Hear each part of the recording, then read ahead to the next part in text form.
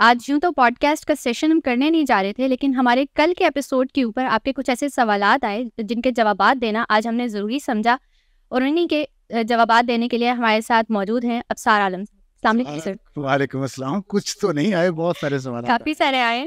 میرے خیال میں آپ کے حال چال پوچھوں یا پہلے وہی پہلا سوال پوچھ لوں کہ حال چال میرا حال رہنے دیں، لفٹ کیوں نہیں کروا رہے آپ؟ کام کافی ہے آج، اور میں اپنے کیمرہ مین سے بات کر رہا تھا کہ دیکھیے اسلام آباد کی مارگلا ہلز کتنی خوبصورت لگ رہی ہیں، تو اس لیے بہتر ہے کہ ہم کام ختم کریں اور اپنے اپنے گھروں کو جائیں۔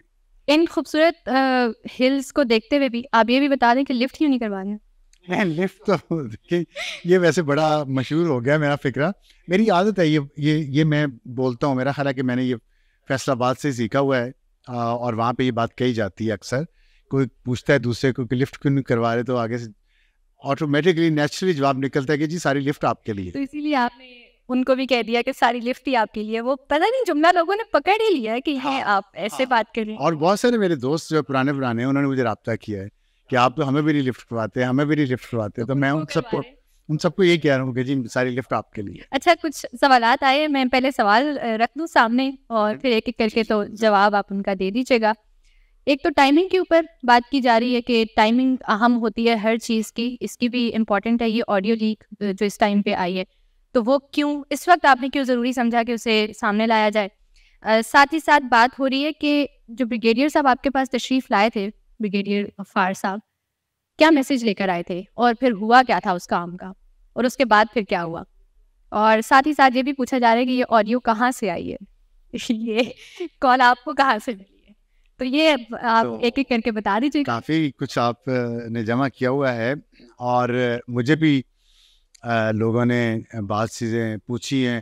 ایک صاحب نے ایک کوئی میٹنگ تھی پیمرا کی اس وقت، اور اس پہ پریس ریلیز جاری ہوئی تھی جس میں 2 چینلز کو کوئی آؤٹ اسٹینڈنگ ڈیوز تھے، وہ انہوں نے پے کر دیے، تو ان کو انفریز کر دیا تھا، تو وہ کہہ رہے تھے دیکھو جی سار نے جلد ایسی بات تو مان لی، تو میں نے ان کا جواب تو دیا ہے، لیکن دیکھیں لوگوں ہمارے یہاں یہ ہے کہ ڈس انفارمیشن اور مس انفارمیشن بہت پھیلتی ہے، اور لوگ خود بھی غور نہیں کرتے کہ وہ کیا بات کر رہے ہیں۔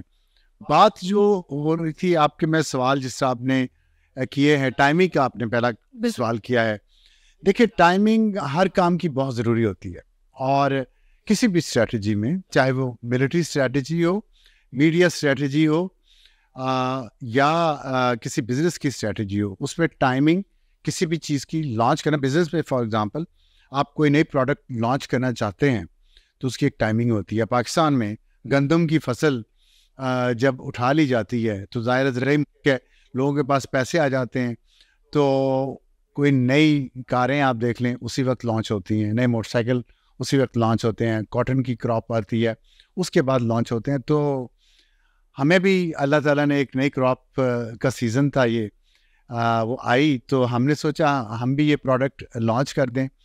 اور دوسرا مجھے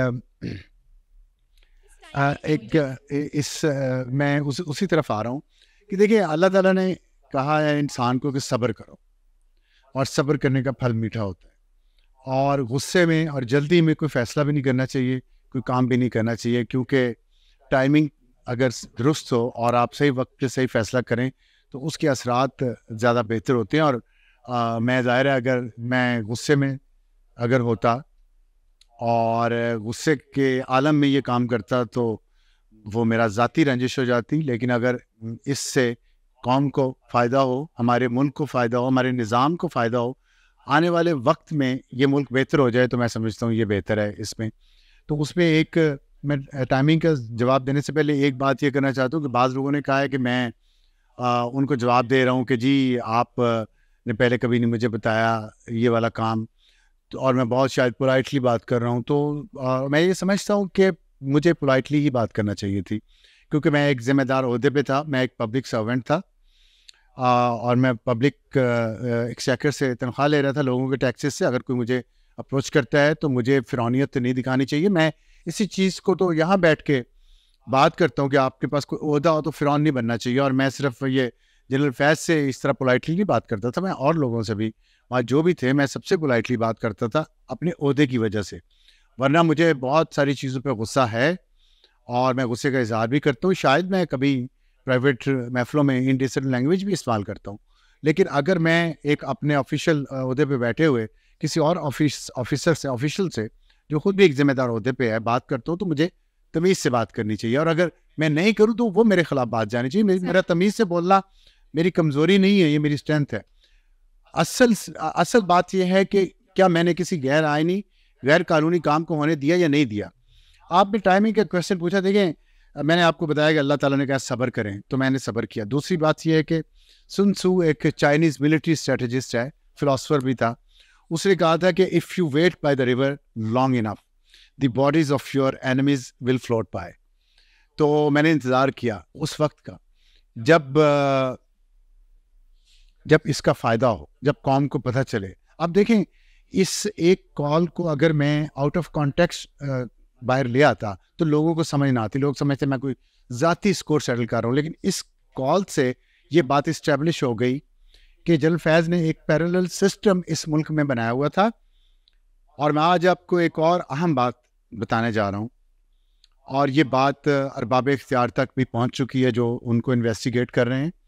اور تحقیقات میں جنرل فیض نے بہت کچھ بولا ہے. انہوں نے 10 لوگوں کے نام بھی بتائے ہیں پی ٹی آئی کے, جن کے ساتھ وہ مسلسل رابطے میں تھے, اور انہوں نے اپنے تمام جرائم کی آدھی ذمہ داری اپنے باس پہ ڈالی ہے, اور آدھی ذمہ داری انہوں نے سابق وزیر اعظم عمران خان پہ ڈالی ہے.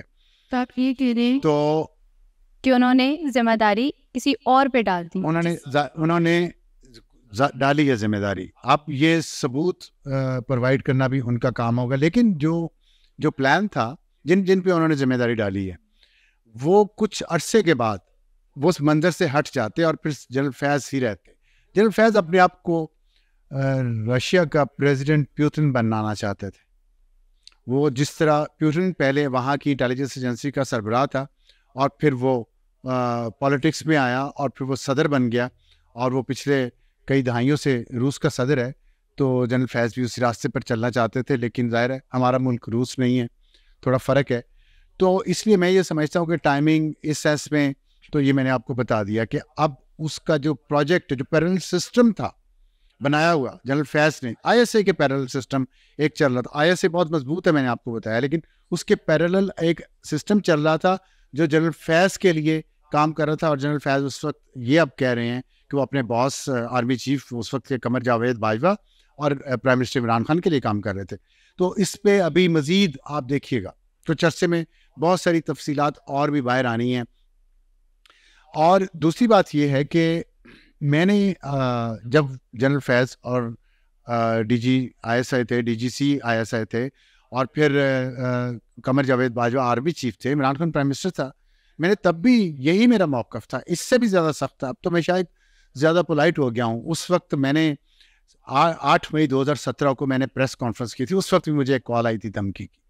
اس میں بھی دھمکیاں دی گئی تھیں مجھے اور میرے اسٹاف کو کہ ہم آپ کو کچل ڈالیں گے, ہم آپ کو مار ڈالیں گے اگر آپ نے ہماری بات نہ مانی. وہ بولٹ ٹیلی ویژن کے حوالے سے تھا کہ بولٹ ٹیلی ویژن کو کھولا جائے. تو اب آپ دیکھیں پریس کانفرنس میں بھی میں نے یہ بات اس وقت بھی کہی, 8 مئی کو. یہ میرا سٹانس تھا, یہ میرا لہجہ تھا, جب یہ سب لوگ, عمران خان پرائم منسٹر تھے, قمر باجوہ آرمی چیف تھے, اور جنرل فیض ڈی جی سی تھا, اور general Naveed Mukhtar D G I S A تھا.